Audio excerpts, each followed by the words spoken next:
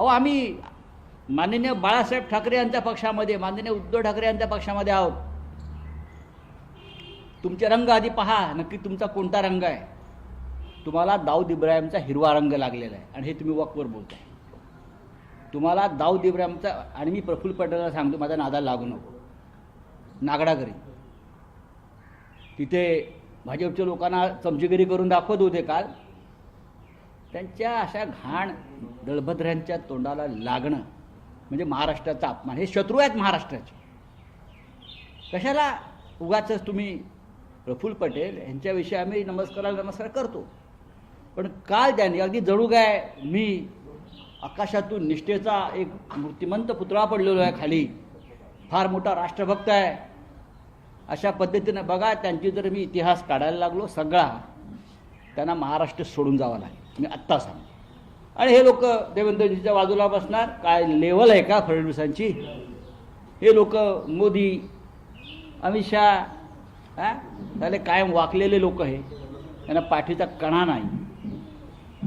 हे आमच्या महाराष्ट्राचं नेतृत्व या संसदेमध्ये करतायत भंपक लोक.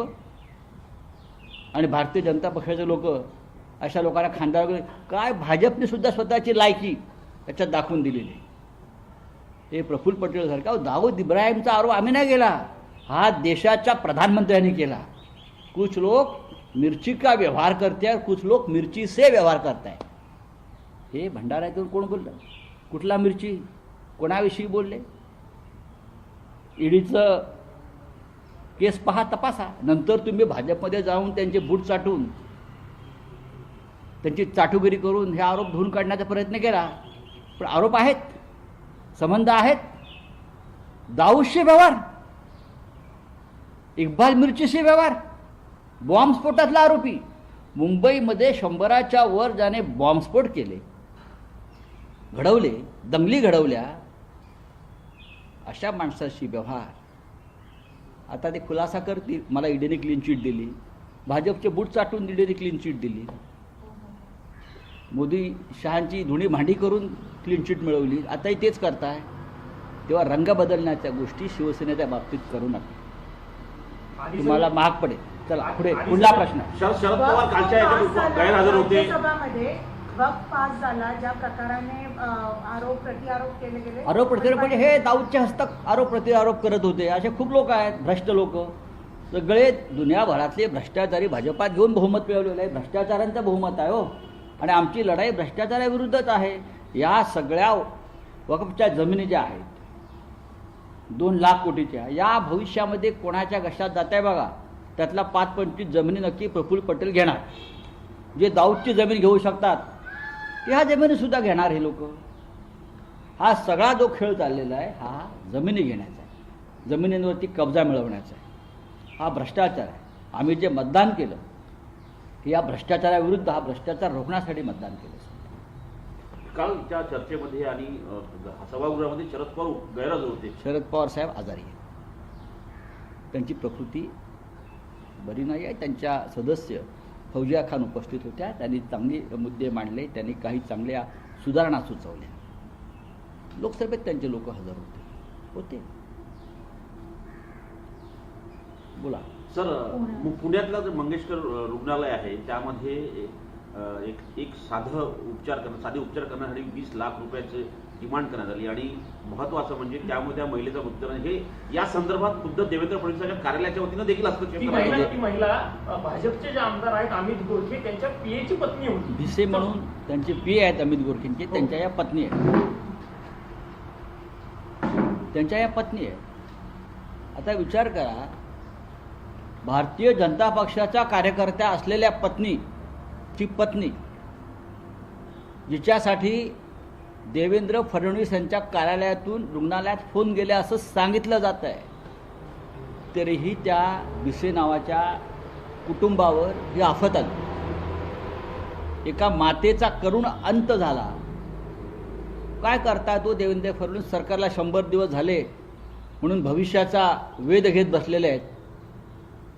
मला असं वाटतं की ही जी कामं आहेत गोरगरिबांची, ही देवेंद्र फडणवीस यांच्या लेवलची नाही आहेत. त्यांची लेवल खूप मोठी आहे.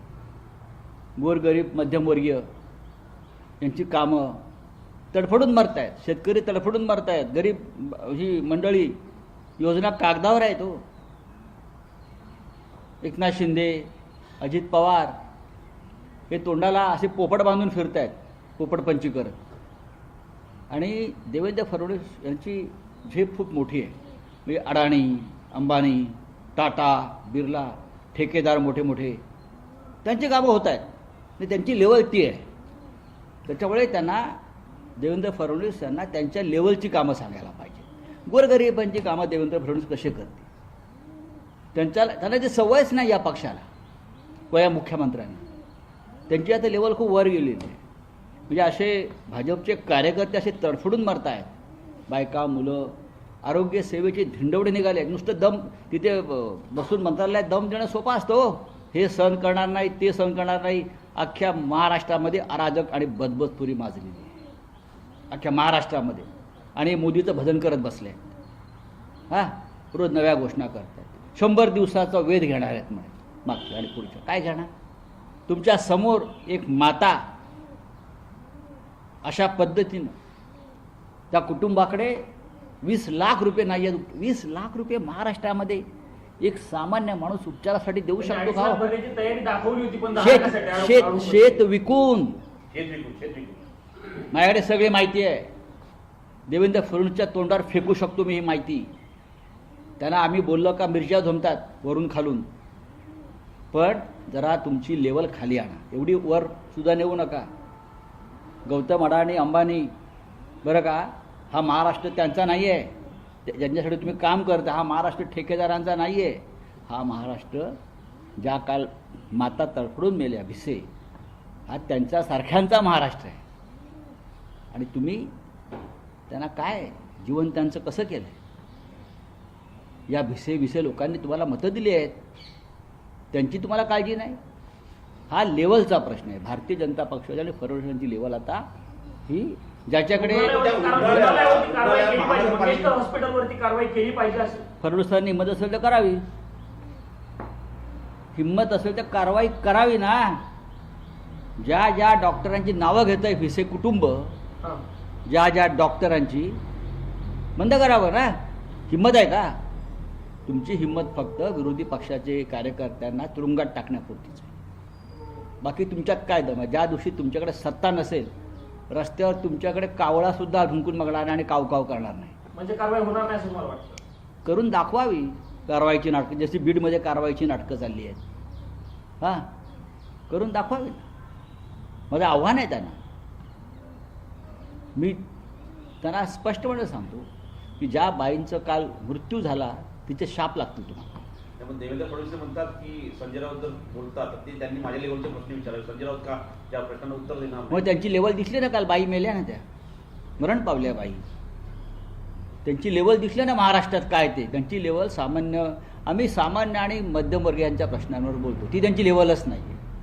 त्यांची लेवल अडाणी, अंबानी, प्रफुल्ल पटेल, दाऊद इब्राहिम, इक्बाल मिर्ची, अशी त्यांची लेवल. तर त्या लेवलला असल्यामुळे त्यांना खाली काय चाललं आहे, बजबजपुरी अराजक अजिबात दिसत नाही. माणसं तडफडून मरत आहेत घराघरात, गावागावात. भ्रष्टाचारानं किडलाय हा महाराष्ट्र. काय करतायत देवेंद्र फडणवीस? गुन्हेगारी वाढली आहे, नुसती वाढली नाही आहे, रस्त्यावर मुडदे पडतायत. रस्त्यावर काय नागपुरात परत गोळीबार झालाय. फडणवीसांना माहिती आहे का? नागपूरला त्यांच्या घरासमोरच्या मार्केटमध्ये गोळीबार झाला आणि एक माणूस मरण पावला. ही त्यांची लेवल आहे गृहमंत्र्यांची. घरासमोर गोळीबार होतो नागपुरात. बोलिए, हो गया हिंदी में क्या है? सर, अरुणाचल मध्ये 4000 चौरस किलोमीटर चीनने आपल्या देशाची जमीन अडकली. काल राहुल गांधी यांनी आरसा दाखवला आहे का सरकार? तुम्हाला राहुल गांधी बोललेलं दिसतात. काल सकाळी माननीय उद्धव ठाकरे यांनी सुद्धा हाच मुद्दा मांडला ना. तुम्हाला वक्फ बोर्डाच्या जमिनीची चिंता आहे सरकारला. माननीय उद्धव ठाकरे साहेब काय म्हणाले? पण चीनचं घुसखोर या लडाखच्या हद्दीमध्ये 40,000 वर्ग किलोमीटर, म्हणजे जे काय आकडा दिला आहे तो, जमीन गिळून बसले. त्या जमिनीची चिंता नाही. आमचे हजारो काश्मीरी पंडित ज्यांना तुम्ही घर वापसीचं स्वप्न दाखवलं होतं 370 कलम काढल्यावर, तुमचं घर, तुमची जमीन तुम्हाला परत देऊ, काय झालं या 4-5-6 वर्षामध्ये? तुम्हाला काश्मीरी पंडितांच्या जमिनीची चिंता नाही. काल मी पार्लमेंटलाही हा मुद्दा मांडला आणि माननीय उद्धवजींनी हा विषय मांडला. त्यावर जरा लक्ष ठेवलं पाहिजे तुम्ही अशा मुद्द्यांवर. फार गंभीर मुद्दे आहे. सर, तेलंगाना में 400 एकड़ फॉरेस्ट को डिस्ट्रॉय सर, किया गया है. शरद लेकिन पवारांची तब्येत ठीक नव्हती असं तुम्ही म्हणताय राज्यसभेच्या मतदानावेळी, पण डॉक्टर अमोल कोल्हे असतील, बाळामामा मात्रे असतील, हे लोकसभेत मतदानावेळी नव्हते. त्याने- बाळामामा तर सदस्य होते जेपीसी. हो बरोबर आहे, पण हा प्रश्न तुम्ही त्यांच्या पक्षाच्या नेत्यांना विचारला पाहिजे ना. बोले हिंदी में कुछ है. सर, तेलंगाना में 400 एकड़ फॉरेस्ट को डिस्ट्रॉय किया गया ठीक है है। और बहुत सारे स्टूडेंट शिवसेना बार-बार एनवायरमेंट का इशू उठाती है, शिवसेना आगे रहती है एनवायरमेंट के इशू को. इसको लेकर आपका क्या कहना है? उठाएंगे ना, हमारे पास जो पूरी इन्फॉर्मेशन आई है जरूर हम उठाएंगे. बोले क्या है. मुख्यमंत्र्यांचा आदेश आहे अर्थखात्यांच्या धोरणावर. सर, लोकसभा के बाद राज्यसभा से भी कल बिल पारित हो गया है, उस पर देखिए, बिल तो पारित होना ही था, लेकिन हम हमारी बात रखी. ये जो बिल है, अमेंडमेंट बिल वक़्फ़ में, वो क्यों लाया है?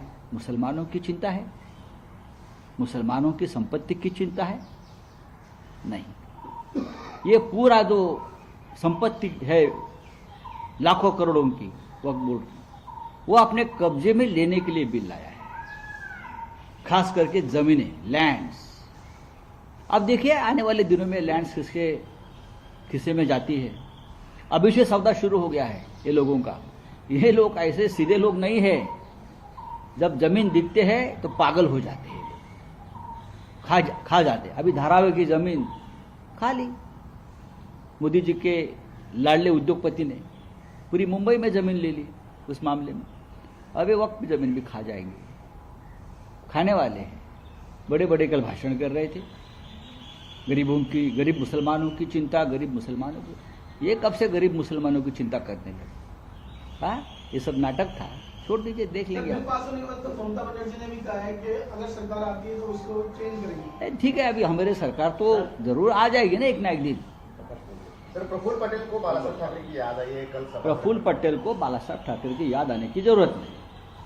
बालासाहेब ठाकरे की अगर याद किसी को आती है तो अपने विचारों से निष्ठावान होना चाहिए.